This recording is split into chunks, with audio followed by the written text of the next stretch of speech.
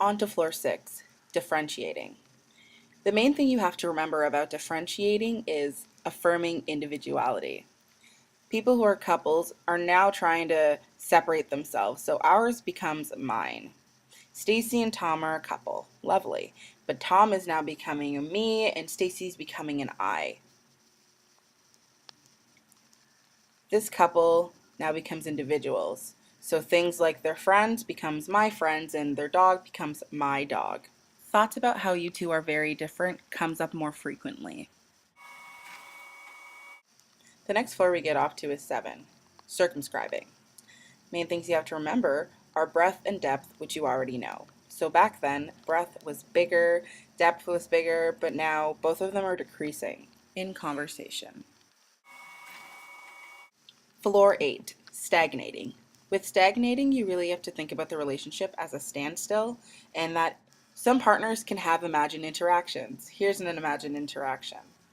The fact that they already know what's going on, they really don't actually take the time to talk because they already think that they know what the interaction is going to be about. They'll use typical attitude or I already know what's going on, but really they don't. So they just stop talking. The interactions are limited and there's no quality. Now on to floor 9. Avoiding is exactly what it sounds like. Partners try They to could be avoid subtle, voice-to-voice but then they and can slowly face-to-face turn into messages. blunt. These I'm busy messages Monday, Tuesday, Wednesday turns into I don't want to hang out with you anymore. Maybe on your phone, you can decline their call, but then you might just send them a text later on saying, don't call me.